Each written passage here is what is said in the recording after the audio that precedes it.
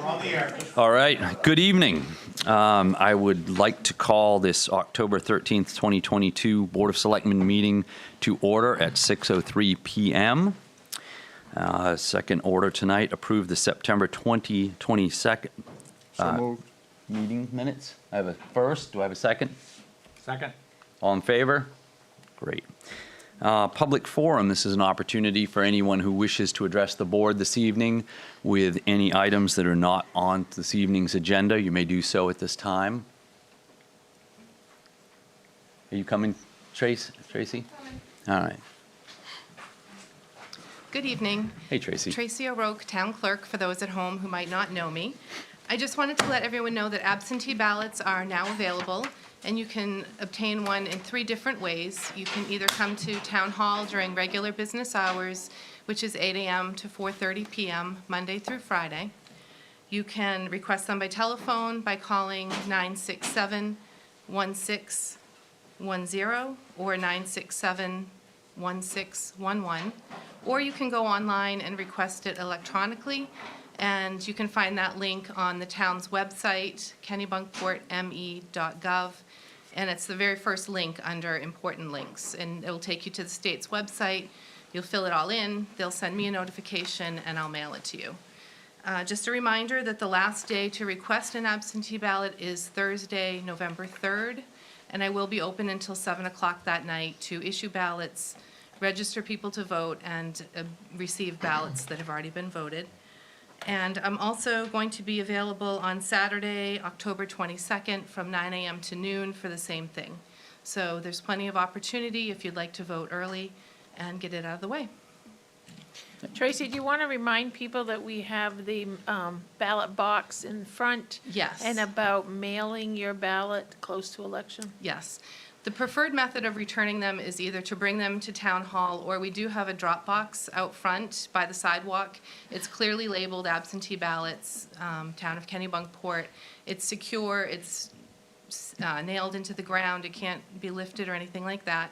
So we prefer that you use that as opposed to the mail, only because the mail has been really slow in town over the past couple months, and I would hate for someone's ballot to get lost and not returned to us in time. And if you are going to mail it, we suggest you mail it at least 1 week before the election, which election date is November 8th, just in case you don't know.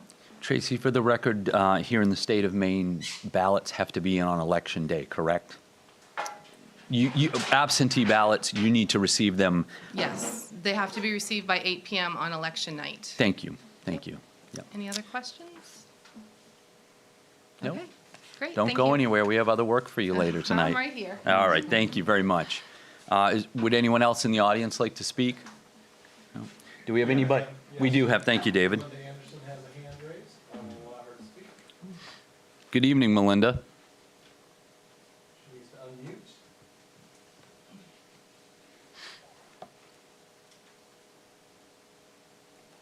Melinda, are you there? I've asked her to unmute. There we go. Yes, I'm here, sorry. That's okay. Good evening. Good evening. I have a few questions and a couple of comments. I'll start with, I appreciate that you, as a select board, have chosen to change the town meeting to another day, or put it to, vote. Appreciate that, and I appreciate. Well, Melinda, we haven't done that yet, but we are going to take that under consideration. Well, I appreciate that you do put that under consideration. I hope that goes farther. And I wanted to thank you folks for voting in the apparel impact, the recycling bins. Is that a done deal, or is that still under consideration? John? Yeah, the MOU has been signed. The bin should be delivered. We're hoping next week. There was a logistical hang-up, and they will be available soon, and there'll be an email to that effect. Where's it going to be, Yeah. John? There'll be, there's 2 locations. There will be actually 3 bins at the police station off of School Road. The hope is that there will be a surge of interest, and we don't want things to pile up. We'll only clear them every week. But eventually that'll be 1 or maybe 2 bins at the police station, and then there will also be a bin here at the fire station. just at the corner of the parking lot closest to the station itself. I think that's great. I myself, can't seem to get to Goodwill during the hours of operation, and if I get by, sometimes they're not accepting it, and then things pile up in my car. So this would be a real good way to, give used clothing to Apparel Impact. And I like to hear that, they can have a stain on it and missing an arm and all that because they, use them in a different way. I appreciated that. That's right. It's things that you would not give to Goodwill most probably, so they can take any textiles at all. Shoes, purses, sheets, towels, anything woven. Yes, I think that's a great move for the town, and I appreciate it. I think, John, that was put forward by you, and I really appreciate that you took the time and you're on the committee for the recycling, and it came forward in a positive way. For the special town meeting, I have a question on how the special town meeting was not televised. Can you explain why that's not on for people to watch? Basically because the audio visual equipment is in this room here, and we anticipated that we would have more people come, so we had to hold it in the bays of the fire station. Is that where the special town meeting was held for the village parcel? Yes. And the audio and the video worked for that? Well, we recorded it, Yes, I and believe it's posted. so, It's not posted. What you see is how to, sign up for a license for the dog and, committees, but it's not, there's nowhere that I can find. And I have worked at, learning the town's website pretty well from the process of the comprehensive plan, and it's not there. I looked just before we got on as well.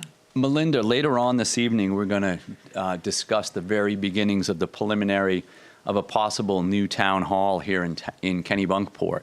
And if the voters approve this, and we're a long way out, and there'll be a lot of discussion, I promise you, that will resolve this issue. We will be able to vote and have meetings and have special town meetings and regular town meetings all in a place of our own that we own and that is fully functional for that capacity. Well, if it would function during the village parcel, I don't know why it wouldn't have functioned Yeah. at the fire station. We own that building. There was cameras up that led us to believe that it was going to be televised. So I am disappointed that that was not done. it is on. In the form of transparency. I do like to look back at meetings to Yep. rehear what was said and how it was said. And I have to say that I had my hand up twice and I got into the meeting late. My husband had a major boat breakdown. He's a lobsterman right out of the Cape. And there was quite a few that did want to speak up. They were just getting warmed up to the process. And I know I had my hand up twice and I did not get picked. And 5 gentlemen got picked instead of me. And it used to be, if a woman put their hand up in that, I would think it would be, a little unusual or respected a little more than it was. And I definitely had questions, and I would like to ask a few questions now. You have the With floor. The state-funded part, is there a pump-out station for the lower wharf for the pier, the state grant? Does that cover a pump-out station for yachts and recreational boats? It's in the plan. So there is a pump out station currently in the plan, but it has not been applied for. There's a separate state grant through a separate state agency that would help fund that. And so that is a part of the plan that can happen or doesn't have to happen. But it has been part of the comprehensive plan, both the one that's up for adoption as well as the one that was adopted in 2012. That was an implementation strategy and goal of the town to have a pump out station in Cape Porpoise. And who at this point, it's on the plan, but it's not part of what was applied for the state funding? It doesn't make or break the state funding? Is that my understanding? Right, the SHIP funding is for the pier itself. but it doesn't encompass the pump out station. That would be a different state grant through Department of Health and Human Services and DEP. And is that in the works as we speak? It's not currently because we're still trying to get the final designs done on the pier, and that's our first priority. I would say for that, I would like to see some impact studies or thoughts put into how that would impact the working waterfront if someone has to pull up to pump out their sewage and then go to another part of the pier, if I understand, to fuel up, the flow of that pier is going to be jammed up quite a bit. I think you're mistaken, Melinda. The design of the pier, which we had the plans out at the special town meeting, clearly delineates commercial from non-commercial, and the non-commercial fueling and the, let's say, proposed sewer pump out station would be on the same end. So no, they would not. What happens now, and I explained this and at the special town meeting, is that right now we have to share the pier with the non-commercial people when they come to get fuel. And it does benefit the pier members because all that money goes into the enterprise fund. No town money, very little, I won't say no, but very little town money goes into support Cape Porpoise Pier. It's kind of like Dock Square. It's supposed to be self-funded. But when the pleasure boats come in now, they're set up much differently than our commercial boats. And so they take up both spots at the pump. Part of they don't know, and part is just the way they're set up. So to anybody to say or to insinuate that the pier is going to be less efficient under its new design that's completely erroneous. I'm a lobsterman. My family's lobstered off that pier for 5 generations. I know as well as anybody. This new proposed pier is vastly superior to the one that we have now. Is it a higher pier? No, it is not. It's the same height? That is correct, because it would cost orders of magnitude more to raise everything up. Well, I know from just hearing from the lobstermen that we're around, as I say, my husband's a lobsterman out of Cape Porpoise. He has the boat, the Freedom. He's lobstered there for over 30 years, longer. I mean, I might be shortcutting him, but At least 30, because he was there when I got there. pardon me. He was there at least 30, because I've been there 30 as of this year, and he was there when I got there. So he's been at least 30. His experience, just from me hearing him come home, is, sometimes the fuel is still left down below. The hose is left down below unattended when someone fills up at the pier. They don't climb the ladder and put it back on its, lever.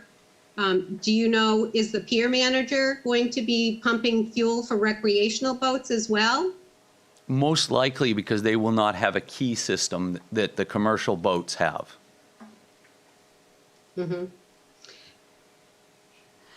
Well, I just want to say I did not get my chance to speak, and I do feel as though I think it was known that I did want to say a few things. I made eye contact with the moderator, and I'm disappointed. I'm not sure how a moderator's picked, but I did not feel as though I was afforded my right to speak. And I think for the new people coming into a special town meeting, and that I'm speaking for some lobstermen that I know, I spoke with them after the meeting. I've spoke with them since, that they really felt as though they were warming up to get the chance to speak, and it was moved quickly along. And, Dave, my husband, had notes. He wanted to speak, and it takes him quite a bit to even come to a meeting. He stood at the back door and had to open the door to get a fresh breath of air, to not be overwhelmed by the process. So I just want to say I was disappointed, especially when it wasn't televised, and I know that building has been televised before.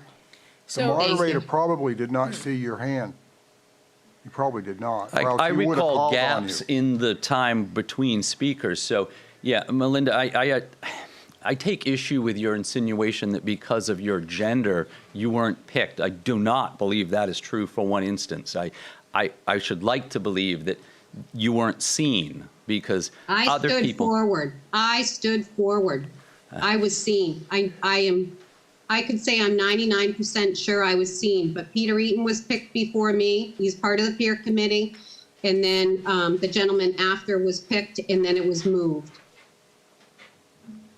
I don't think they were picked. They came to the microphone. I don't. We had a town meeting and we've discussed this, and I'm sorry that you didn't get your opportunity to speak. But since I was not the moderator, I can't speak for him. You know, all I can say is I know Russ, and I have never found him to be misogynistic in any way. So I think that your claims here are unfounded, and that's all I can say. I don't think they are. I don't think they are. Respectfully, I know what I know in my experiences, and you have your experiences, but I have mine, and I'm not saying them all. I'm just saying I don't feel as though I was afforded my right to speak. Well, I don't think, Melinda, I don't think what you would have had to say, and I'm not disregarding the things that you had to say, would have made a difference. It was overwhelming. I counted about 10 people who voted against it, and there were 134 registered voters there. The Well, will of the people was I'm glad done. to hear that the pump out station isn't part of it, because I did get a copy of the plan from the town manager, or from Werner, from Robin Phillips went in and picked it up. And it did create quite a bit of hustle with trying to get the right information on whether there was a pump out station. It was clearly on the map, on the plan, and it was accepted. So I have a hard time believing that it's anything but that. But if that's the other part, and I just my concern is how are we going to afford this? Like, this bid went out quite a long time ago, and it's not even a bid for actual services of work. It's just a bid for the design. So how much is this really going to cost? It's not a bid for the design. Those were concerns I wanted to ask. Yeah, it is not, Melinda. This is the bid process. The next step in this process, once the design is complete, will be to go to bid, hopefully next month. And hopefully we will have received bids by the first of the year. You know, I may be overly optimistic, but I share your concerns too. But, you know, if we get to the point where we have to make some cuts, the pumping station isn't very high on my list of priorities either, Melinda. So, you know, it's on there, but let's see what makes it into the final. Let's see what makes it on opening day when we cut the ribbon down there. Let's wait and see that. Well, the things of concern that I saw on the pump out station was that it has to be available at all tides, and that there's a maximum of a $10 charge for an average tank for pump out. And I know right now our sewers are overburdened. It's in a budget saying we still don't have enough to fix the 3 pumps, and maybe we'll take out one, maybe we'll this. But if we're taking on sewer and we're going to open up the port to bring yachts in, and in Government Wharf, it was mentioned by the pier manager how yachts are bumping into boats that are anchored. We already have a problem in Government's Wharf, so I don't know why we would open that up for our pier. I wouldn't stay up late at night worrying about this. I really wouldn't. So I just want to clarify that the special town meeting is on the town's YouTube channel. It's Kennebunkport Television.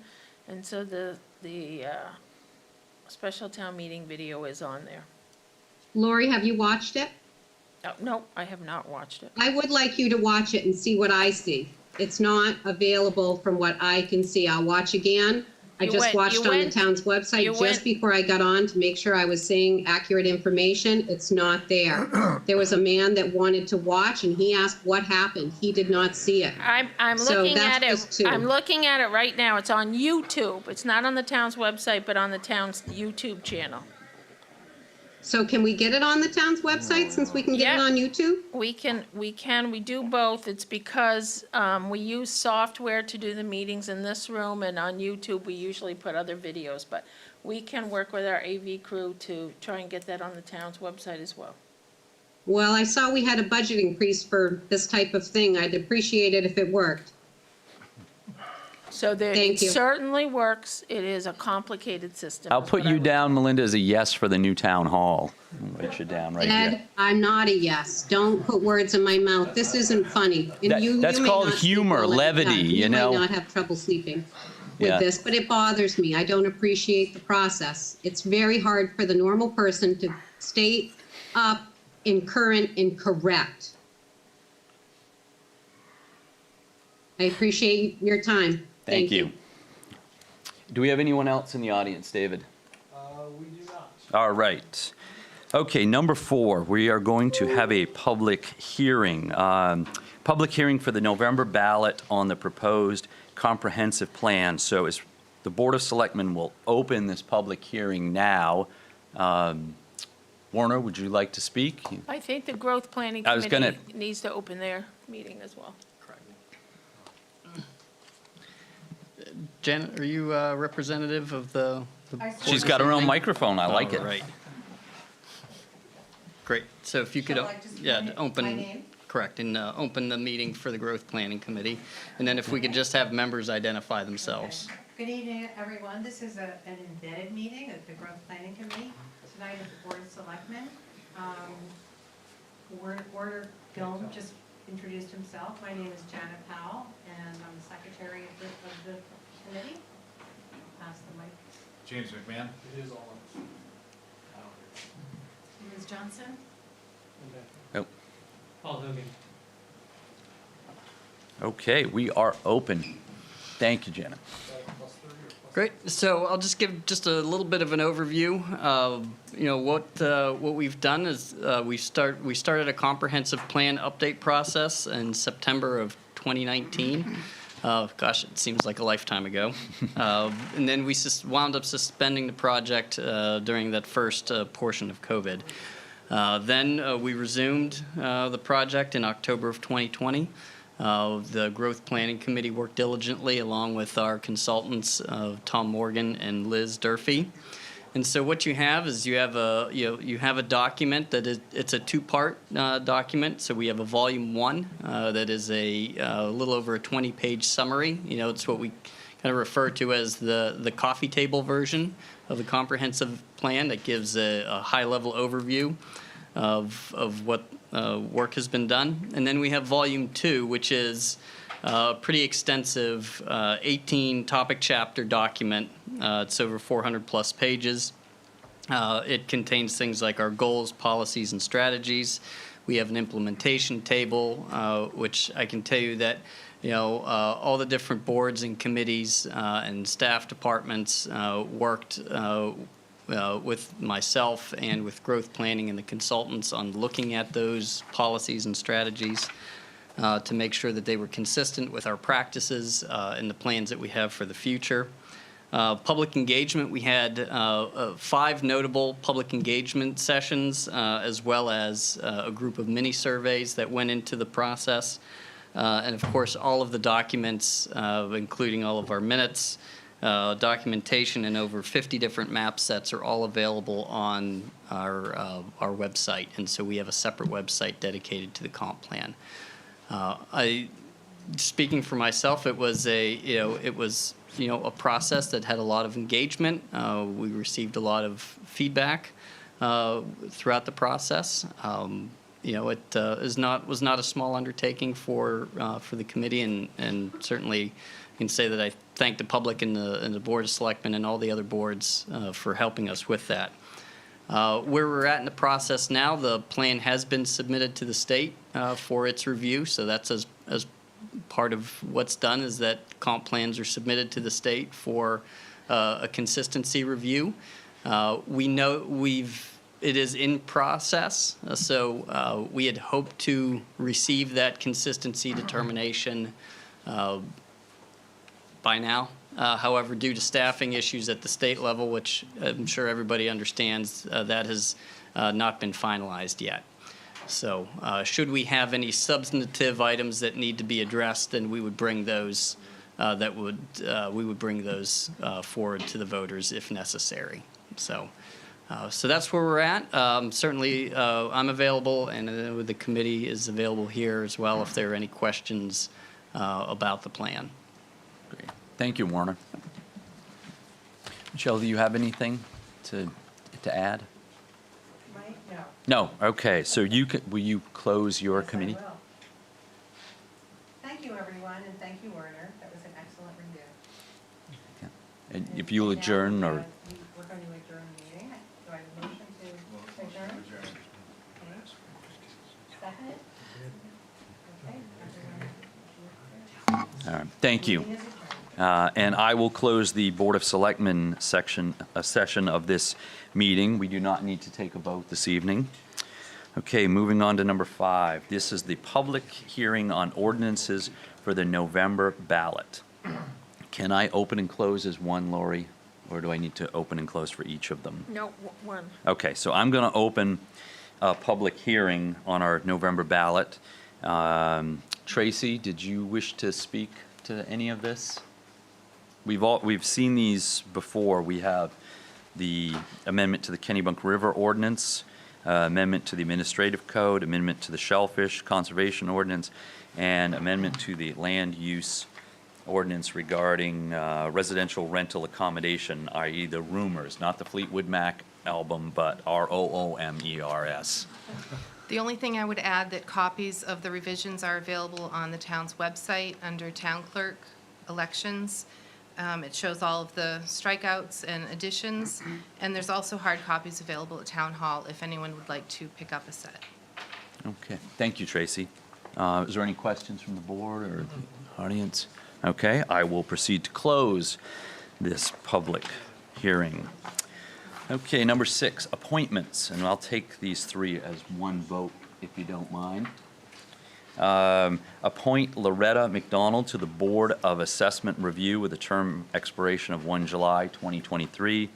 Appoint Dan Beard to the Cape Porpoise Pier Committee with a term expiration of 1 July 2023, and to appoint Julian Zook to the Cape Porpoise Pier Committee with a term expiration 1 July 2023. I'll make a motion to appoint all 3 applicants. Second? All in favor? Congratulations. Okay, and presentation by Megan McDermott of Devitt. I'm sorry, Megan.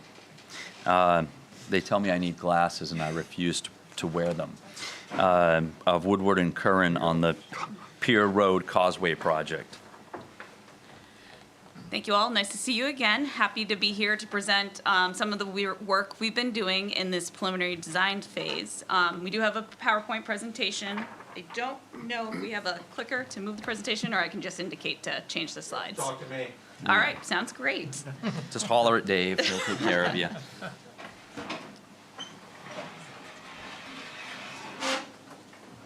All right. Feel free to go to the first slide. We already gave the introduction. So today we're going to kind of walk through the background just to remind everyone. I know a lot of people know about the project, but to remind everyone why we're doing the project. Then we'll talk about the work we've done in this preliminary design phase, including looking at site constraints, some different alternatives of how we can raise the causeway, also different road types and wall elevation considerations, which I think is the big thing, and then kind of our recommendation of where we're saying we should proceed with respect to that roadway elevation. And then happy to answer any questions at the end of that. So we'll go to the next slide just to remind everyone of the project. So again, this is raising the Pier Road Causeway, which is the only access point to Bickford Island. And we're doing this to improve the resiliency of that road. As we know, there are closures on that road sometimes annually due to storm events because that road sits so low. So that's why we're looking at this project. We also want to do this to enforce the road and reduce the risks to the utilities that are in it. That road does have a sewer force main, and there's also a water main that feed and support Bickford Island. So we want to make sure that road's stable to protect those utilities. The town was successful in receiving a grant to help fund the construction of this project. I believe it was a $2.6 million grant. I believe the grant requires the construction to be completed by 2026, but we're hopeful we can be completed way before that and get this project going. So, next slide. So again, this is just a picture looking back from Bickford Island, looking at Pier Road, just to remind everyone what we're talking about. As you can see, the road is quite low. Its lowest elevation is 6.6 feet, so 6 feet above sea level. It's constructed with riprap. Those are those big rocks on the side. That's what support and stabilizes the road. It's got a marsh on the north side, vehicle guardrails going on both sides. There's no dedicated walking path, sidewalk, or anything, even though a lot of people do like to walk down the street. It's a beautiful area you guys have, very, very scenic and pretty. And as we mentioned, there are utilities. The sewer main is in the roadway, under the pavement, and the water main actually goes in that marsh that you see right there, under the ground there. So that's the area we're looking to tackle with this project and try to improve its resiliency of. So if we go to the next slide. So this is the survey, and I apologize, it's a little hard to see on the screen here, but this is the results of the field survey we did. This is looking down on Pier Road, with Bickford Island would be on your right. Those orange lines there, that is the right-of-way. That's the limit of the right-of-way that the town owns and can work within to put their road in. The purple lines that are kind of going up and down, those are limits of different private property owners. So everything beyond that right-of-way is private property. So we're trying to work within there. Some of the different design constraints we're considering, or did consider through this preliminary design phase, was trying to minimize impacts beyond the right-of-way into private property, as well as the natural resources. Because as we saw in the picture before, we have the salt marsh and the water and things like that.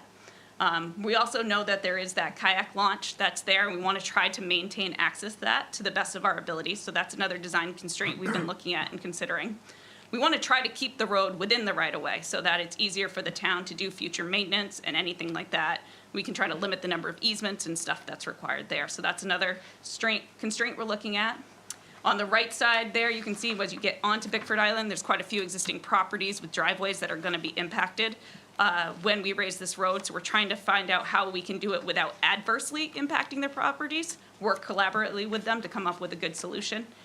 And overall, try to minimize the visual impact. When you bring a road up, it's definitely going to look different than it did before for all those around. So we want to try to find a way to minimize that impact to the greatest extent practicable while achieving the goals of making it a more resilient road. So we'll go to the next slide here. So again, I'll apologize for a very engineering look diagram, but just to explain what we are trying to show here is this is if we're standing on Pier Road looking at Bickford Island and we cut the road in half, cut it right down, this is what you look at. This is the cross section. That kind of dotted line that goes up, gets flat, and then comes down, that's the grade of the roadway. So the sides where it's at an angle, that's the riprap, and the kind of relatively flat part on the top is the road, the paved road that we go through. You can see there that kind of triangle-looking structure with the circle in it, that's the force main that goes on under the road, and then over on the side is the water main that's under the marsh. The important part here is all those lines in blue that go horizontally are just kind of demonstrating some of the different tidal elevations and flood elevations that are related to this road in this area, with the biggest one being that one up at elevation 10.24. Which you can see is above the road. That's the effective base flood elevation per FEMA. So as you can see, we're a good 4 feet below the base flood elevation based on FEMA right now. And so that's kind of one of the target points we've been looking at in our preliminary design of is trying to get the road up above that at a minimum so that we are, at least providing resiliency beyond the FEMA base flood elevation. So we can go to the next slide, please. So what were some of the different things we looked at as we were doing this preliminary design evaluation? We were looking at how do we construct and bring this road up. And one thing we looked at is doing it with concrete walls or segmented block walls. That's the first one you see there. That's very similar to the approach we did when we repaired the retaining wall on Ocean Ave. We used segmented block walls in that situation. We also looked at that segmented block walls and putting some sort of culvert or underpass through it, because we know that was a thing that was desired for us to look at in more detail. So we did look at, can we incorporate both some walls and maybe an underpass that could allow water to go through, kayakers to go through, things like that. And the last one we looked at is really what we call a permeable rock base sandwich road. But really it's similar to the construction that you have out there where you have ripraps on the side, and it would let water go through the riprap, but it would provide protection and resiliency, and it would allow us to elevate the road up. So I'm going to walk through each of these alternatives and just kind of what we saw as we evaluated. So let's go to the first slide, or the next one here, which is the segmental block. The one nice thing about the vertical walls is that it allows us to keep our horizontal impact relatively tight. And we can put the whole new road, raising it up elevation, and keep it within the right-of-way. So the town has the ability to continue to maintain their infrastructure without additional easements. It also means we're not impacting private properties as much. We're not filling in the wetlands and things like that. And one of the nice things that vertical walls do is one of the ways they help with the resiliency is they better reduce or stop wave run-up action. So it actually does even provide some more resiliency in that standpack. So we go to the next one here. So this is a segmental block when we put the culvert in under it. So what we looked at right now is like a box culvert or some arch culvert that was about 9 feet wide and maybe 6 feet high. And one of the things we found as we studied this is based on some of that fill material that's up against the side of the road and the existing grades, we would, in order to get that culvert in, we would have to dredge and remove and dispose of the material on either side so that you could actually pass and get through that. And that's complicated and costs quite a bit of time, effort, and permitting. Wouldn't we need, DEP or Army Corps? It's definitely a more complex Army Corps, yeah. permitting Yeah. effort to do that. It can be done, but it's more complex and things like that. Once we did do all that permitting, dredging outside the right-of-way in the resource area and on the private properties, what we did after looking at the tides is we realized you're only going to be able to have that culvert be passable, and what we defined it was at least 6 inches of water in there so you could get a kayak through for about 2 to 3 hours per tide cycle is what you would get out of that. So that's what we looked at in that situation. One of the other things that the culvert did is it made relocating the sewer had to go lower. So now we're going below the sewer versus bringing it up and making it more accessible. So that does put a little more difficulty in future maintenance or replacement should something happen to that sewer down the road there. So that's what we looked at with the segmented block culvert. And if we go to the next one, which is our rock sandwich approach, here, this is pretty simple and straightforward, but what happens is because of those side slopes, we start to extend the roadway structure outside the right-of-way, which means we're now impacting private properties as well as the wetlands. Again, all things we could do and work through permitting and things like that. And the other thing is we don't get the same protection from wave runup with side slopes. Side slopes kind of allow the water to keep going versus the vertical water, which will stop the wave action that would happen during a storm event. So those were the 3 different alternatives we kind of looked at. If you go to the next slide, you can see we created a bunch of different criteria to look at and kind of evaluate and compare them and how they support the goals of this project. So looking at flood resiliency, looking at available area and how we could construct this, multi-use benefits, what other things would this project bring just beyond resiliency, impacts to the natural resources, utility considerations, permitting considerations, and really cost considerations. And by ranking all those, rating them with scores 1 being they best fit that criteria and 3 being they don't fit that criteria the best, we came out with the segmental block wall as best meeting all those criteria and achieving the goal of the project to improve resiliency. So knowing that our recommendation at this point is to lean towards the segmented block wall, the next thing we did is really to look more at the elevations. And so if we go to the next slide, you'll see a nice picture of a utility pole that has a bunch of colored flags on it. So if anyone's driven down Pier Road in the last few weeks, you probably saw these. And what we did is put these up there just to help visualize some of the different elevations we were looking at. As I mentioned earlier, we talked about that base flood elevation of FEMA, that's that 10.25. That's something that we really want to get to or above just to make sure we are providing that resiliency at a minimum against that 1% annual chance of flooding. We really want to bring the road up as much as we can because the more we bring it up, the more resilient we are. But we do know there are private properties and things like that there, so we don't want to adversely impact them. So based on some preliminary grading, looking at different things and all sorts of evaluations, our recommendation really is to bring the road up so that the minimum grade there is now elevation 11. So we're currently at 6.6 at the low part. We're going to bring it up to 11, so it's about a 4.4 foot raise. So increase over it is. The road will have a slope so that it can drain, and we need to tie into existing, so it will go up a little higher in spots. That's mostly on the ends when we're going to tie back into the existing condition. So it may go up as high as 12.5, but again, that's where it's tying into the roads as they slope back up, either on Bickford Island or on the mainland there. So if we go to the next picture, here, what we're also talking about is when we bring that road, we know we're going to have to protect vehicles or pedestrians when they're on there. So here, what we talked about is really that once the road comes up, we'll have to figure out what we need to do for. It is? This is I'm the next sorry. slide, yep. I'm sorry. No. Thought I was being helpful. used the same picture, my apologies. So once we go up, we'll want to figure out what we need to do to provide that fall protection from this higher road with this vertical wall. And so we obviously need some sort of vehicle barriers or guardrails. There are a couple options we can look at, and nothing has been determined at this point. We just wanted to point out what options there are. We could have the top of the wall stop flush or near where the road is, and then you could put vehicle guardrails, bridge rails like you have in other parts of the town. I think at the top of the cove, I think there are some nice white rails there, something like that. Another option is you could actually have the retaining wall extend up, and that could act as your vehicle barrier guardrail. So if the retaining wall came up another 30 inches or so, that would be that. You wouldn't need a steel guardrail in addition to that. It'd give you a little more resiliency, or from that wave run up, you get a couple extra feet, but the road elevation would stay in that 11 that we talked about. So finally, with some interesting things, we'll go to the next slide here just to remind everyone kind of what the conditions were. I'm going to show you a couple of renderings we did to show what this will look like and how it changes the view. So again, this is standing on Bickford Island, looking at Pier Road and back to the mainland. If you go to the next slide, here's a rendering. Now, again, rendering, it's a little cartoonish, but that's what it is. This is bringing the retaining wall up to that minimum height so that the whole road is at least elevation 11. And here we show a steel guardrail on top of it, very similar to what was done on Ocean Ave. So the road would come up. In this situation, the wall is close to the top of the elevation of the road. It would also have a dedicated sidewalk to improve the safety of pedestrians.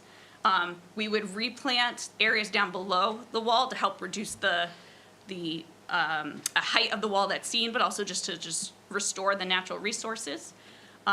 We would work on, and we haven't gotten there yet, but we would continue to look at the kayak launch and maintaining access. Because of where we're coming up in grade, there is a chance that we won't be allowed to allow vehicles to continue back down, but still have pedestrian access. So the ability to carry your kayak down there should still be maintained, and we're continuing to look at that in a lot of detail to see how we can make that happen. And then we would have to decide what best way to deal with the guardrail. If you go to the next slide, we do have another option here that kind of shows how if we took the wall up a little higher and didn't put the big chunky guardrail on top, it might look slightly different. I will say this image shows two different color concretes. That's just to show that the height went up. It would look as one continuous wall if we decided to bring the wall up higher and use that as the vehicle barrier. So that is all I have in my presentation. I did add a couple slides at the end of some renderings from a different view if anyone's interested to see what it would look like from other angles. I'm happy to show those. Megan, I have a question for you, and Oh, I'm sorry, Megan. I have a question for you. You talk about north and south, but or on either side of the road, but the road actually runs north and south. So the north that you described is the east. Yes. And the other, Yep. so, and I mean, that's just a subtle thing, but in trying to wrap my head around it. But I think you've done a good job. It's having worked with you folks on the Ocean Avenue improvement a couple of years ago, I feel as though I have a much better understanding of when you're showing us these these renderings of exactly what it could potentially look like. But run up the side isn't an issue down there. It's just overflood. There's no way for the water to really gain any momentum down there. It's not open really to the open ocean. It looks like it is, but it isn't. In that area, we call it the run, where the water goes from the pier around and out to the ocean, is filling in. I came up there with my lobster boat the other day and used to be able to go up there in a 7.5-foot tide, and I wouldn't try that anymore. It's definitely starting to fill, which is just a natural process. But my concern is just mostly the aesthetics of it. I like the block wall and then the rail on the top and keep it at about 4.5 feet. And then I understand that then the sidewalk would be on the east side. Correct. Yeah. And then on the west side, we would be allowed to put a lower guardrail on. Correct. Yes, because it's important for us to go across the causeway and be able to see our boat. It's when the wind blows, that's a lot of money swinging on a 1-inch piece of rope with a 1-inch chain on it, and you like to keep an eye on it. So, Yes. Megan, were we able to, at that 4.5 feet, were we able to solve the driveway problem on the other end of the Bickford Island and the potential flooding of that driveway? The driveway immediately on the, two driveways, immediately on the left. Very first on the east. As we're going across. Were we able to, I mean, when we walked that and spent the time out there, we were looking at that, and that was one of the issues that we were, that somebody, one of the neighbors had brought up when we were walking there, that it would potentially flood their driveway. So we are looking in more detail as we develop our grading plans. We know that that is the concern, not to let them become the low point, and so that everything outlets across their driveway. We're looking at things like super elevating the road away from them. So even though they may be the low point, the water is not intended to go there. It will go away. So we're continuing to work through our Okay. design, but we are very aware of that issue, Okay. and we want to make sure we don't do that. I have a question. Yep. It would be very important to be able to keep that boat launch. The reason being is it's not just a kayak launch, it's also, some of the fishermen launch their boats there, some of the recreational boats get launched there. Some of those boats are 18 feet long to 20 feet long. So that would be the right thing to do, if you could do it, is to keep that boat launch there. It's very important to the town. Are you talking about where they launched the kayaks? Yeah. I'm talking where the kayaks, right, where we have that launch, Okay. right there. Yeah. It's very important. A lot of people launch their boats there. I haven't seen many of Oh, those, but there's a lot of people. I'm not there as much as you are yet.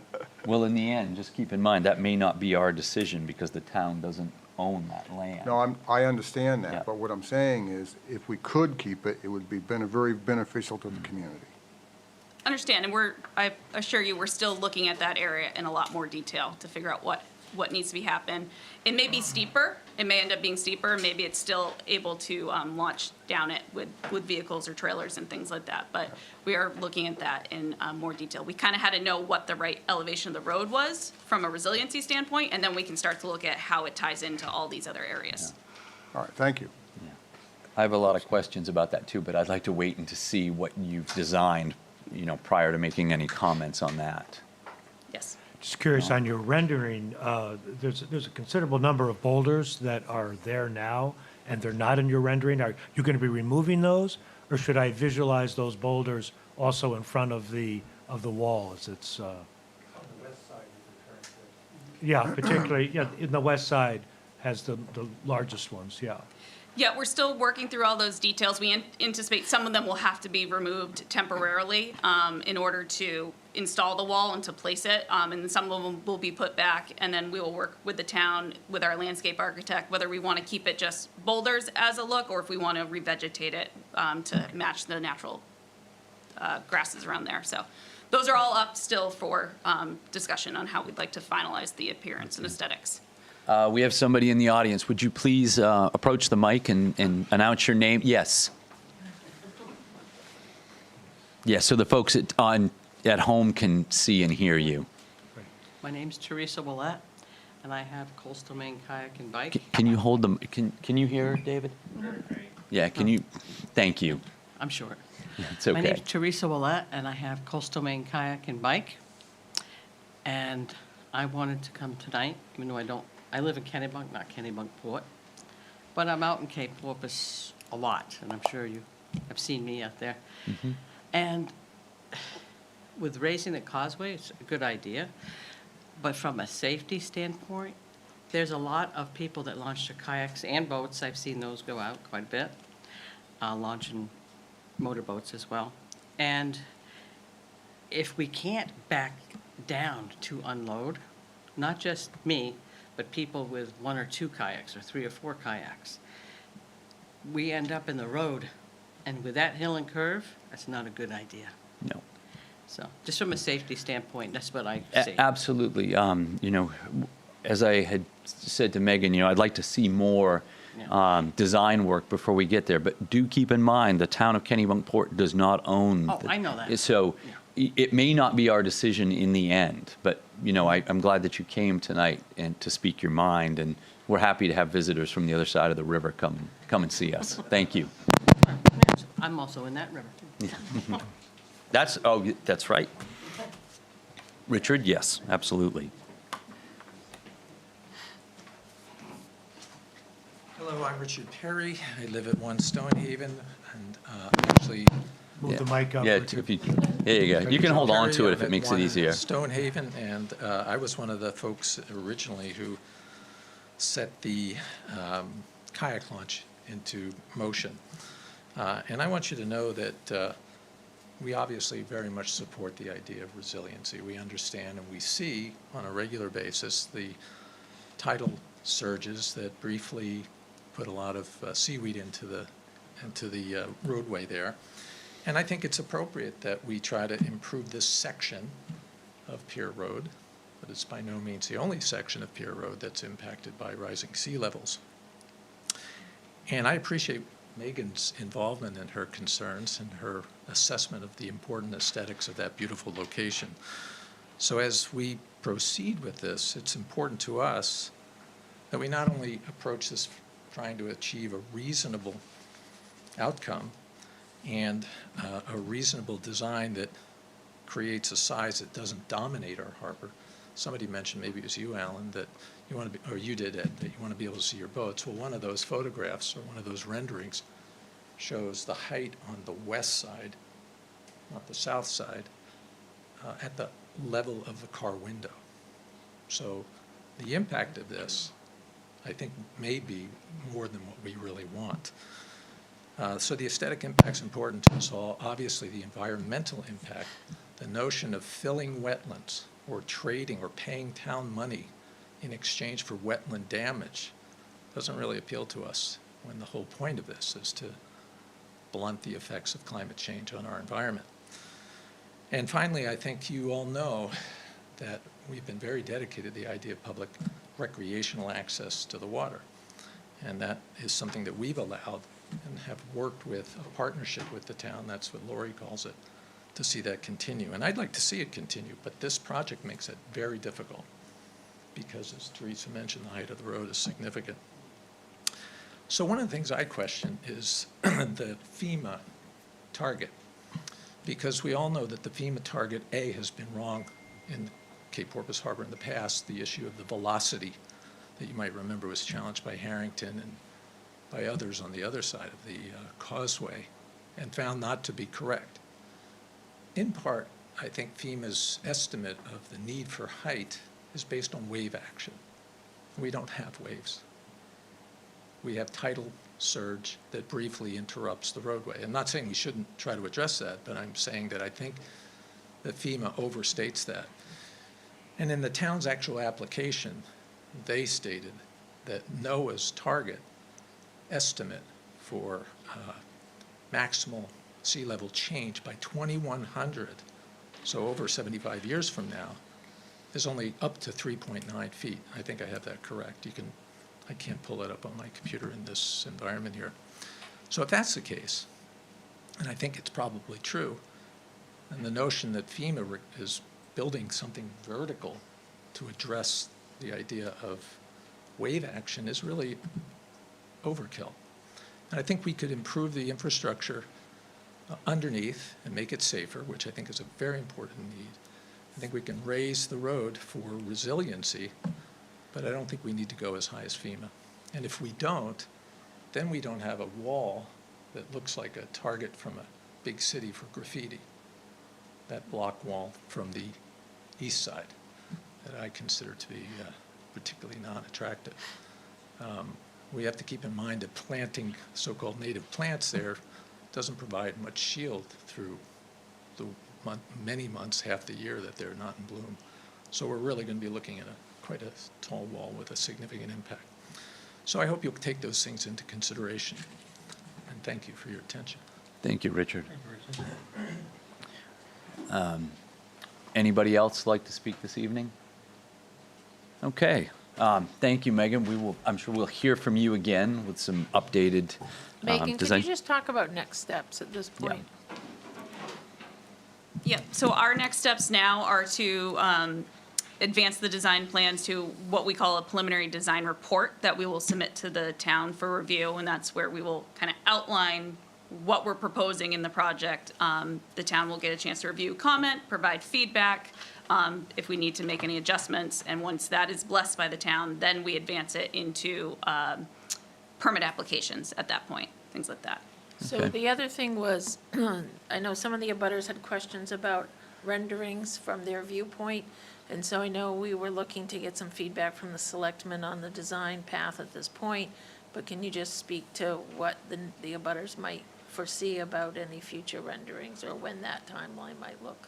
Yep, we actually, the last couple slides in the presentation do have a couple of the additional renderings. They weren't done in time for the initial presentation, but they are there. Happy to share them now. We can also send them around. But as we get closer and keep refining in onto the design, we can update our renderings for the residents and the abutters as requested. Can we just see those now, Yes, you may. just so everybody? So they're past the thank you slide. In the PowerPoint? In the PowerPoint, yep.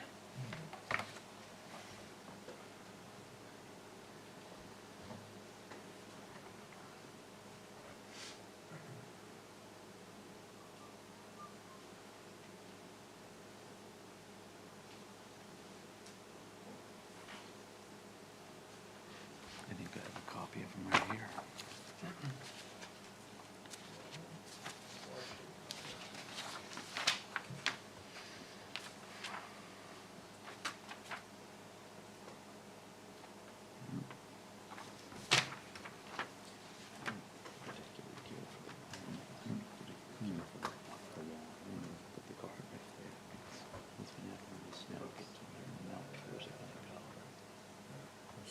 Anything past the thank you. Megan, are you talking about these here or those? That is one. There were a couple more, and Yeah, I there's- apologize. They must have there's- not been in that. This one here, I think that might have been one you showed. PDFs from Lori. I mean, we can share the PDFs too. Those are the things. I tried to put them in the slide, and apparently I might have grabbed the wrong file. I apologize on that.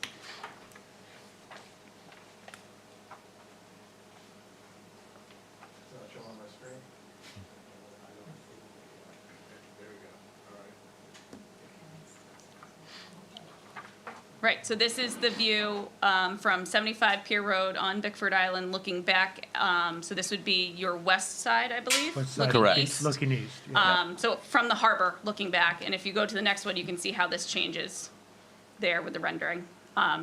Whether we put the grasses there or not, we put rocks back, but this is the view kind of from out, quite a bit out in the water, looking back at the road So I at think that putting the elevation. rocks would make that look, that's what I was looking at, would make that look much more attractive. in Much my better, opinion. yes, agreed. Yeah. Can you, when you're going through this, can you put the rocks back in your renderings to show us what it will look like? Because, you know, I don't have a problem with the wall, but we don't want it to be intrusive.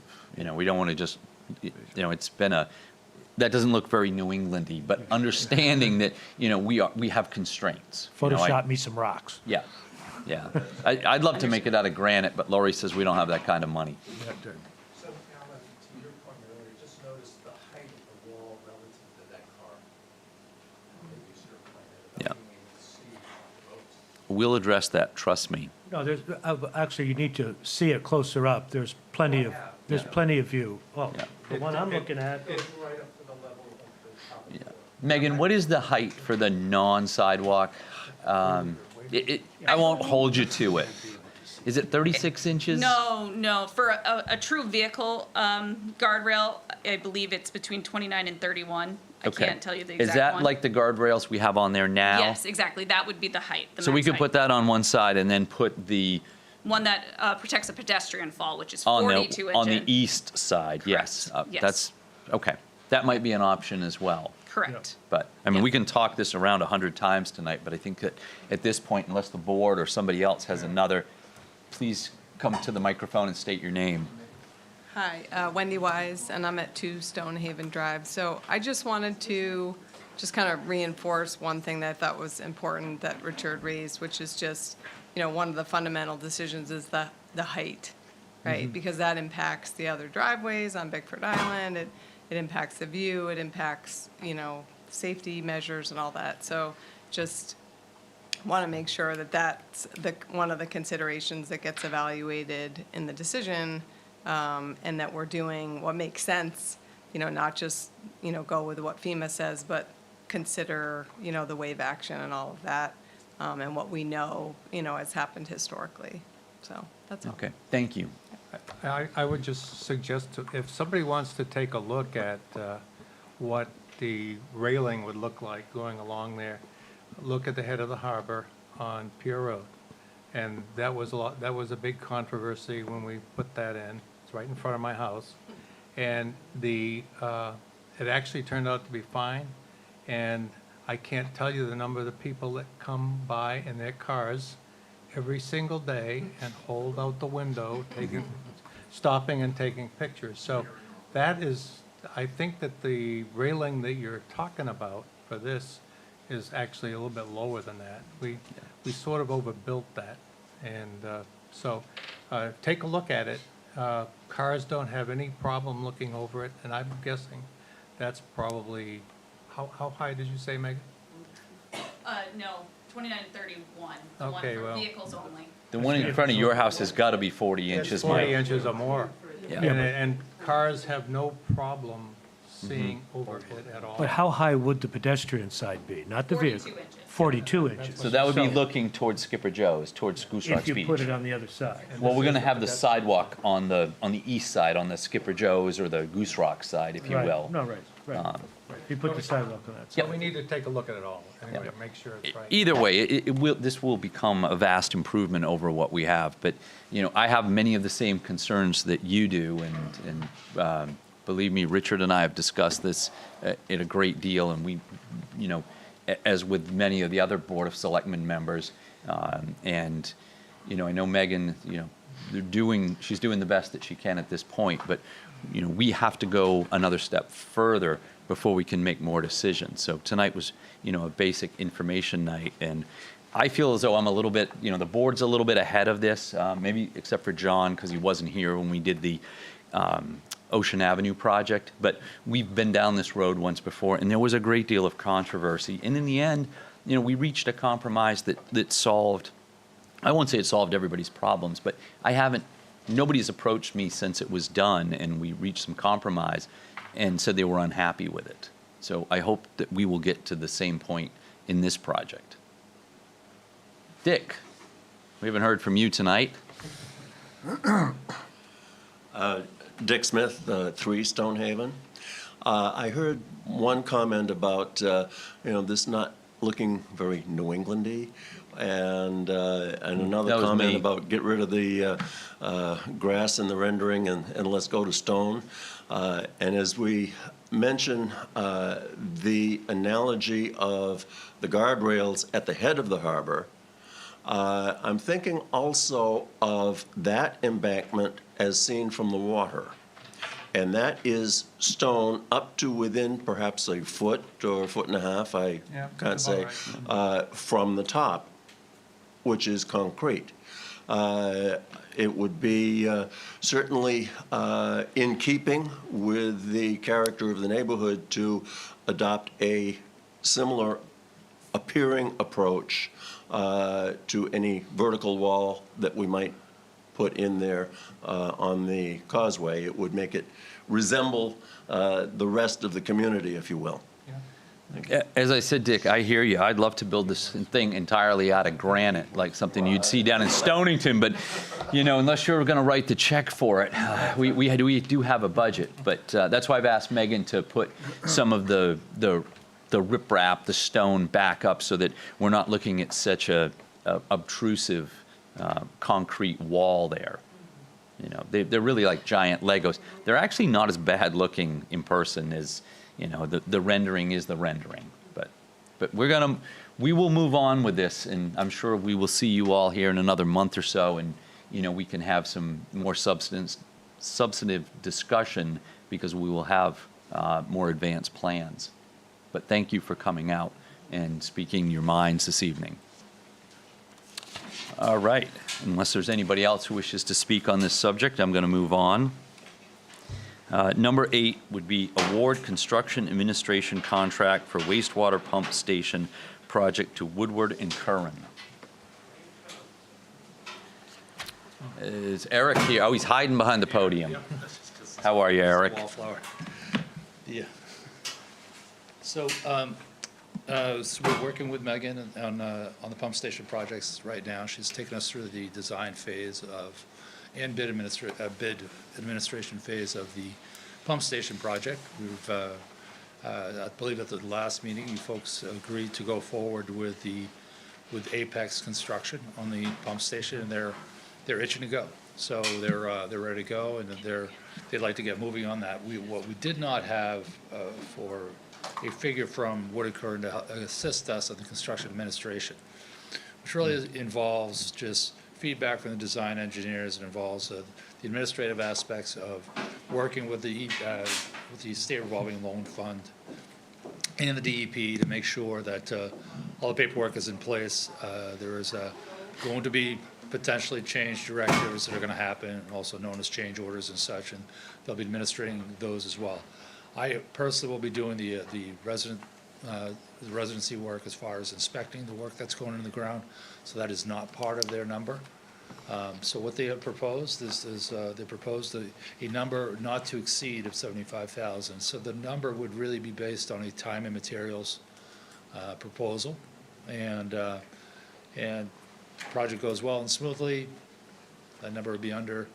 If for some reason it is not to exceed number, however, which is about 3% of the project, which is not outlandish.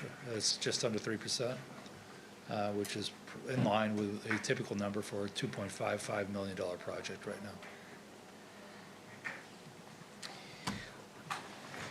Do I have comments from the board? No, I think we need to do it. Yep. Okay, do I have a motion? Thank you, Eric. So moved. Thank you. Second. All in favor? Motion approved. And that motion was an authorization of the town manager to sign the contract. You didn't hear that? Yes. Okay, just checking. Okay. Discussion on building, here we go. I almost skipped one. Number 9, discussion on the building committee and time schedule for the town hall project. Lori?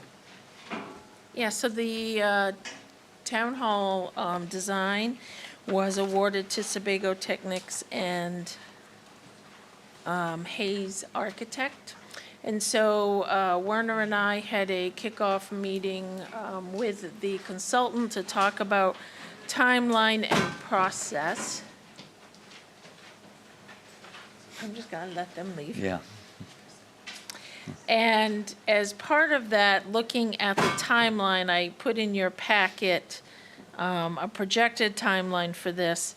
And so we would begin the process and do a conceptual design and public input session through the rest of 2022 and through the first half of 2023.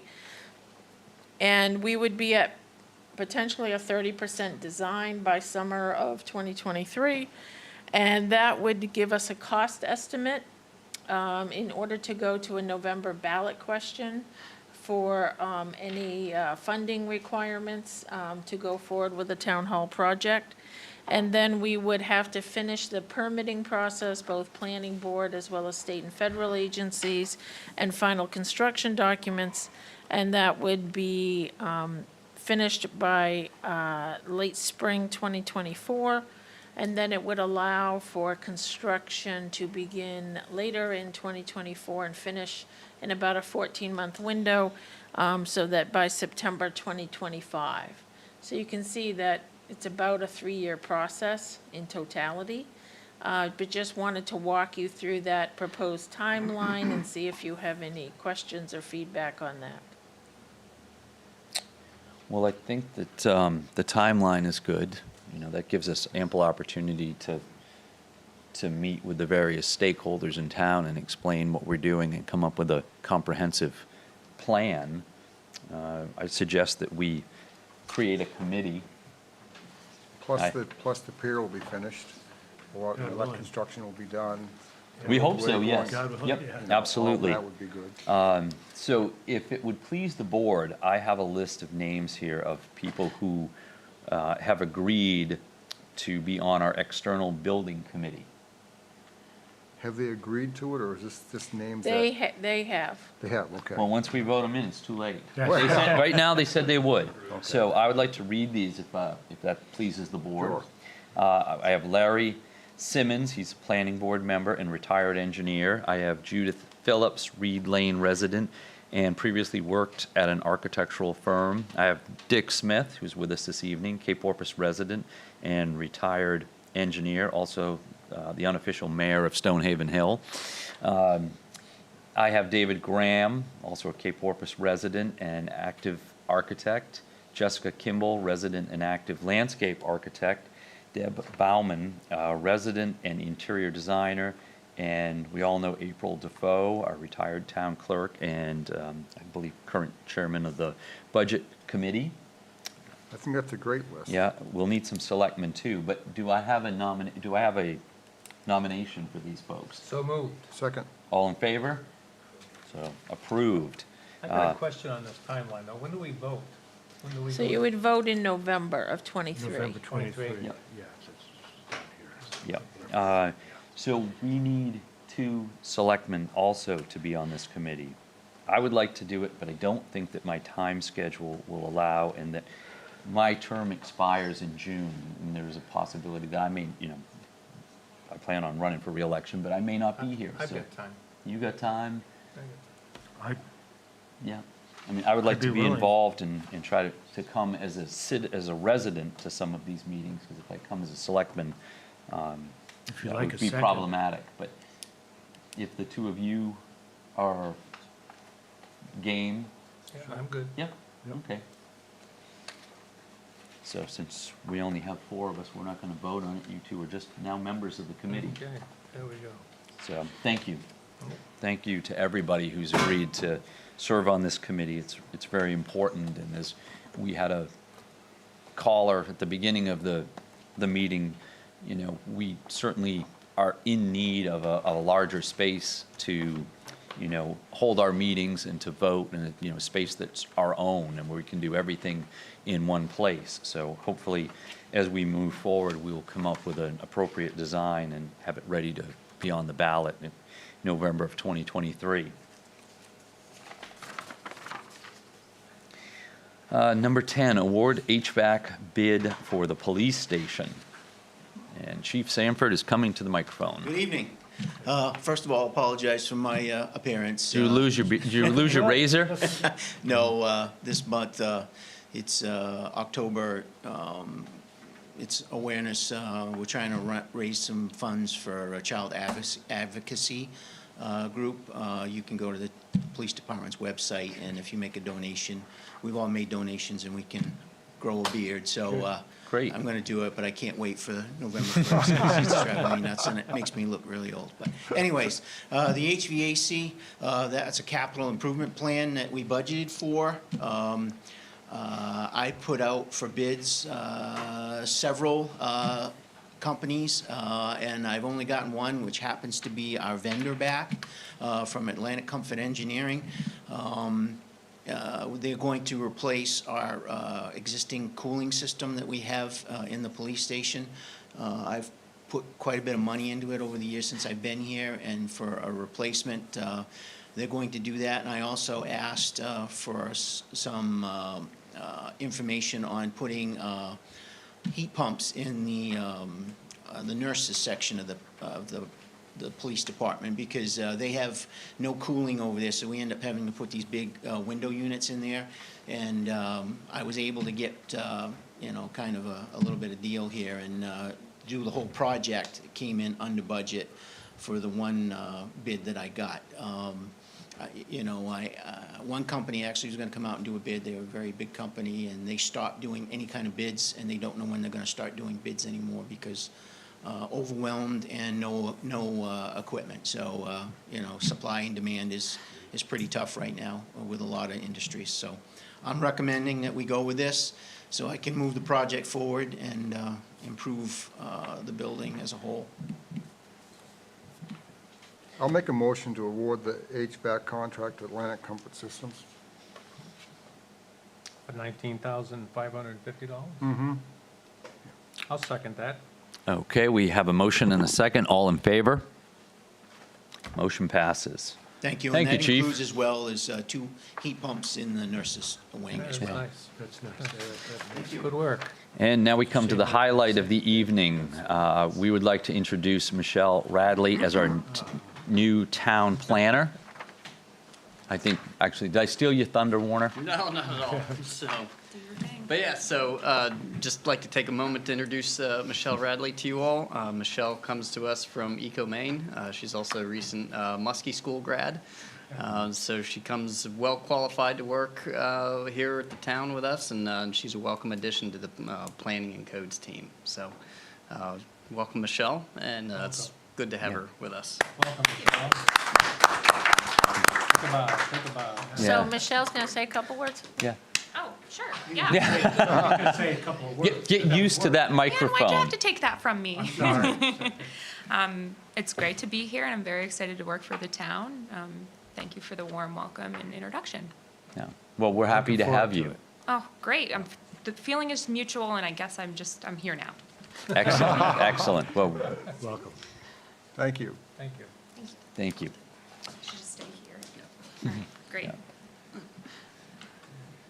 Okay, number 11, or excuse me, number 12, update on the short-term rental licensing process. Okay, so did you all get a memo that we passed out We tonight? did. Yeah. Okay. Somewhere. Right there. Yeah, thank I'm you. surprised only one of the new licenses was Goose Rocks. Just one out of them. Yeah. So just to give you all a little bit of an update, so October 3rd was when our renewal process went online. We started at 8:30. I can tell you that the phone was ringing off the hook at 8:15 as folks were pretty anxious about getting online.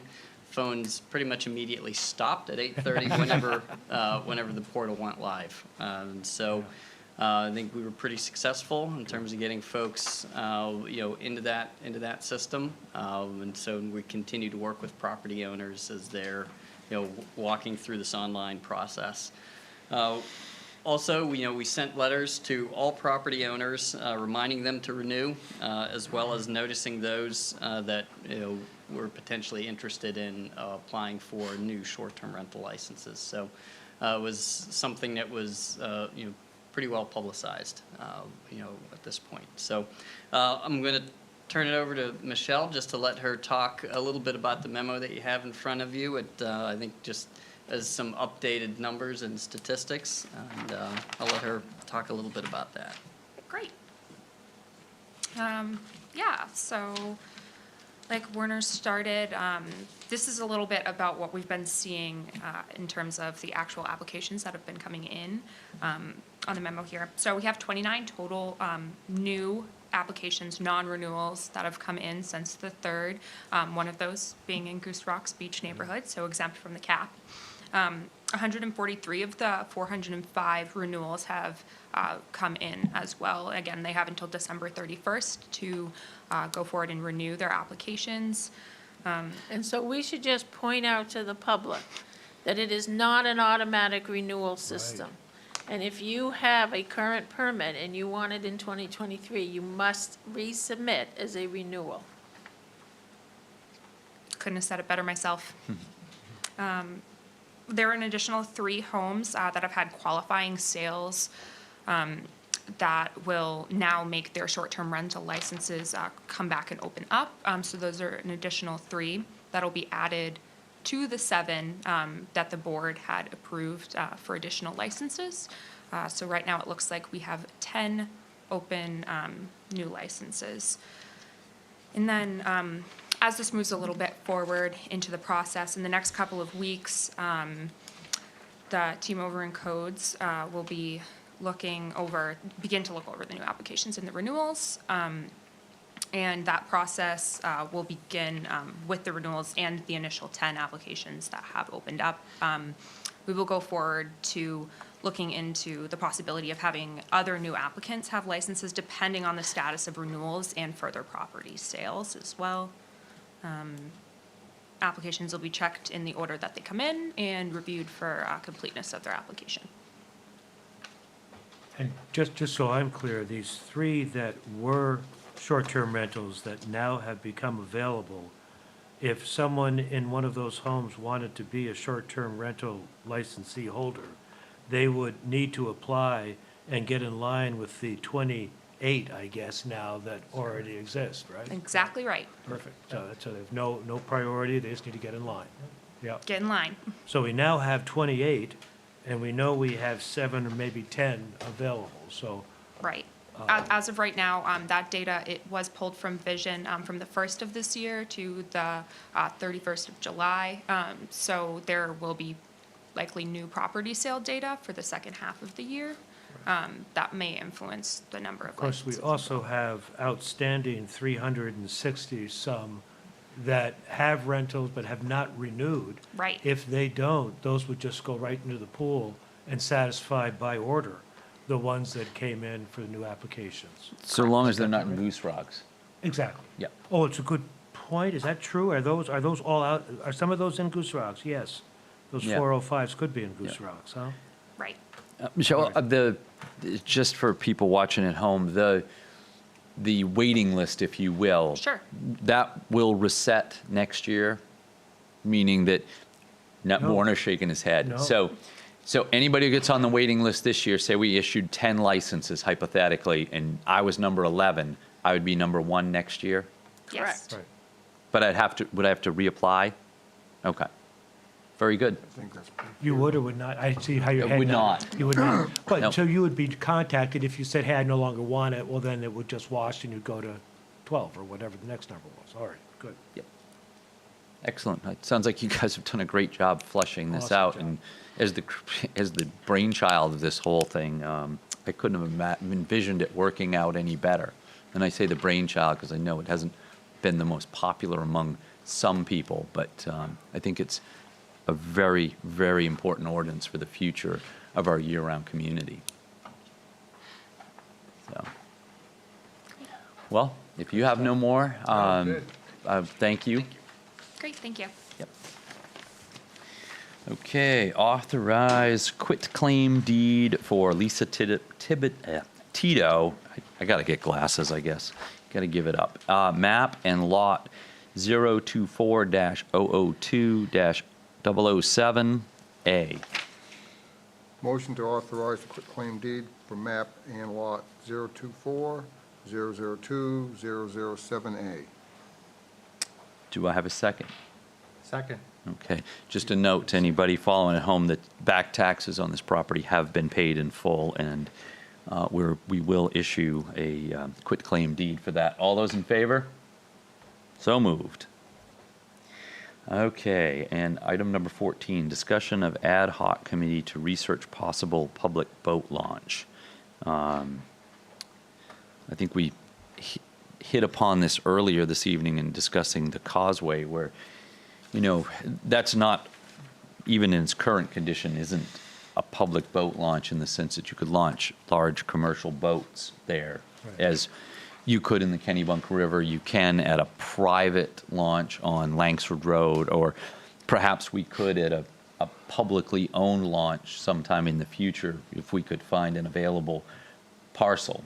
Or you'd have to go pay in Kennebunk. Oh, you'd have to go pay. Right. But in my time on this board, it has been, when we have occasionally done surveys of what people in the community would like to see for municipal improvements, and public boat launch is ranked near the top in most of these surveys. So I would like to see us create a committee and look into it. If we can't do it, we can't do it. But as opposed to just doing nothing or saying no, we're not going to. Yeah. And I wonder what people envision when they say they want a public boat launch. Because, Well, there are the public boat launches where one puts it in in the morning, leaves the trailer, and picks it up in the evening. Yes. And I question, one, if we even have the real estate anywhere to do that. I don't think And we have the tide two, if it makes capacity more to sense. do that. Yeah. Certainly not in Cape Porpoise, and I'm Yeah. thinking that this would most likely be in Cape Porpoise, given the lack of any available space on the Kennebunk River on our side of the river where it could be done. It would have to be below the bridge, for sure, and I can't off the top of my head think of any place where you would put one. I certainly can't. I can think of a few places in Cape Porpoise, but, I think that would be the primary focus of this committee, to do so. Well, the Kennebunkport Conservation Trust has one. Where? And right opposite Vaughn's Island. It's Turbitt's Creek. Oh, It's right at Turbitt's off the Creek. end of Okay. Turbitt's. Well, it's And it Parallel. just needs, if we could do something with them. I used to launch my boat there. Yeah. And it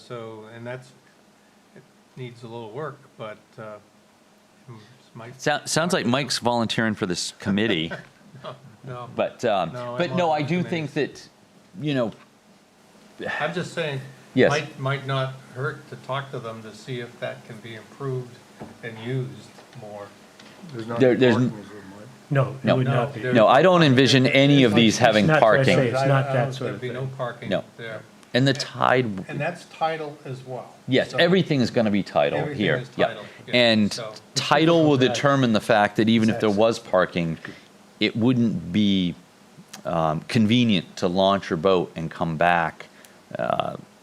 You probably wouldn't come back on the same tide. You get 2 hours on each side of Yeah, the tide, yeah. basically, There. Yeah. with a small boat. Yeah, That's if you- like I do. Exactly. My bigger idea of this is for people like yourself who have non-commercial boats and put them in the spring, take them out in the fall, or, some of the lobstermen put their 30, even 35-foot boats in and out at various locations, but they're not town-owned. And, I think at the very least, as we say in the Army, we should run this up the flagpole and see Yeah. who salutes. Take a look.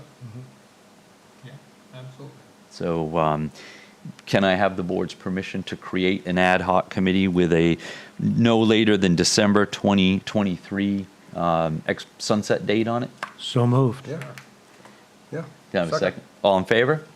Thank you. So, anybody out there in TV land this evening, if you're interested, I think that you can contact the town office, that we have we have applications for various committees, and we certainly would be happy to have anyone in our community who is interested in this and, feels that it's near and dear to them to come and be a part of it.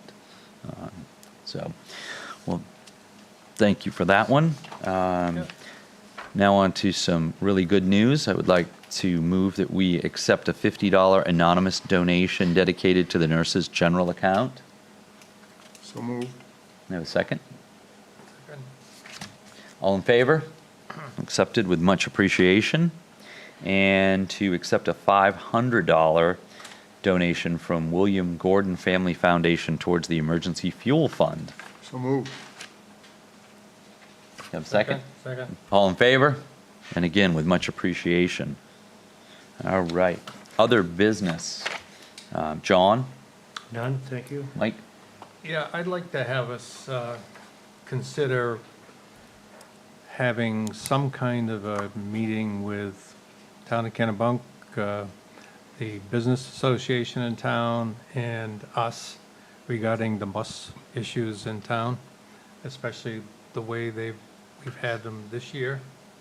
33 buses in one day, 29 buses in another day, and the street has become a pedestrian walkway. And it's just, the problem is these buses come in, we can't regulate them, really. We can't tell them they can't be on the roads. We can regulate the parking or the changeover on Cross Street and so forth, but that's not working right now. And I know we've faced this before, but we can't. They don't have enough places to eat. A lot of people, lined out the doors, that they don't get a chance to eat. We just don't have the capacity for 33 buses. The bathrooms, our public bathrooms, aren't made for that, as Lori has said. It's when they get off the buses, it's like stadium bathrooms, and we can't accommodate that. So I think we need to find some way of addressing the buses. It was tough this year. When cars are backed all the way back to School Street, trying to turn on to Main Street, come down through town, I mean. There's something not, and when it happens a lot, and you get down there and you see that the problem is, I'm not knocking tourists or anything like that, I'm just saying, they're crossing everywhere. The buses are backed up to go on to Cross Street. It's a problem. I saw a bus unloading in front of the monument one day. You're Yeah, you're preaching right. to the choir over here. You're right. And so I just, we've got to find some way to mitigate. I don't know that we can prevent buses from coming, but we've got to find, we need to talk to some of the people downtown that own businesses and see if it's helpful to them or hurting them. We don't know. So I think we need to get them involved and then just take a look. I'm not saying ban buses, I'm just saying how do we make it work? Absolutely, no, and I think any solution would have to come with Kennebunk, because I know they park Has the to buses come. on that side Has of. to come with Yeah. Kennebunk. Have to be. Yeah, Oh, sure. absolutely. But I think the problem with Kennebunk right now is they're in the interim for a town manager, and, we've been through that in the past, in my tenure on here, and sometimes things get lost in the cracks when you're moving from one. Well, we have some time, because this last week Yes. is going to be really one Yeah, of the. and see what happens with Portland. They're gonna, I think a lot of these people, and I hate to generalize and speculate, but I do believe a lot of them are coming from the That's been the cruise ships. surge. That's been the And surge. Portland is having they have an ordinance, or excuse me, one of their warrant articles is to limit the cruise ships that come in Yeah. to the That could be a port big there. difference. But So, we have no control over the independents. Correct. We don't know where they're coming from. No. So we don't have control over the cruise ships either. Well- No. Maybe Portland will help us, but. Yeah, I think they might, because we never have, and the situation has gotten worse with the cruise ships. I No. think that's really been the multiplier. but that's a point well taken, So I just Mike. think we should think about getting a committee together and involving all the people who are involved and.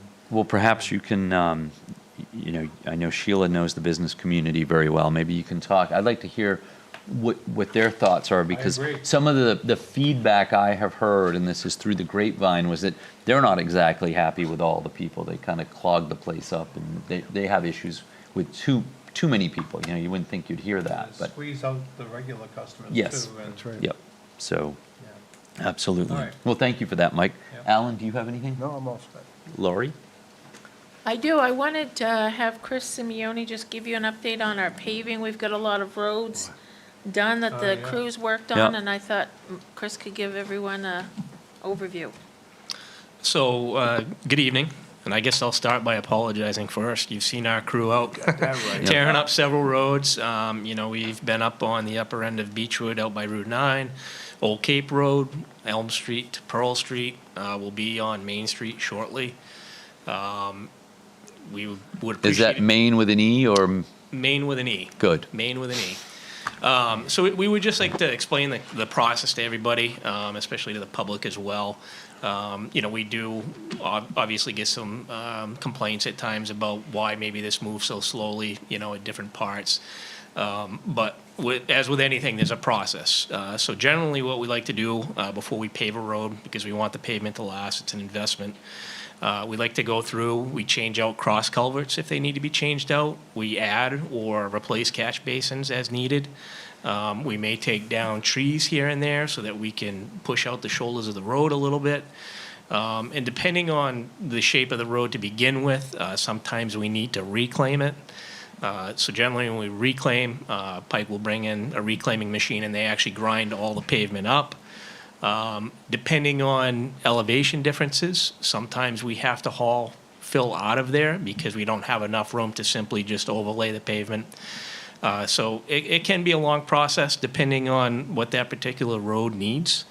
You've seen that we have several roads torn up right now. Yesterday and today, we've been down on Old Cape Road and Beechwood Avenue, where we're cement basing everything back in. That process for those roads is because the sub-base gravel under those roads isn't the best, so we're adding concrete to kind of firm up the base there before we pave it, so the pavement will last a little bit longer. So next Tuesday, the 18th, will be base paving Pearl and Elm Streets. Those are kind of setting right now. They'll go back over them, roll them again, and then we'll base pave them. Wednesday, October 19th, we are going to be milling the section of Main Street from Elm Street back up to South Street, because there's a section of road in there that we never got to, and there's a lot of potholes and scabbing there that we want to remove before we overlay that.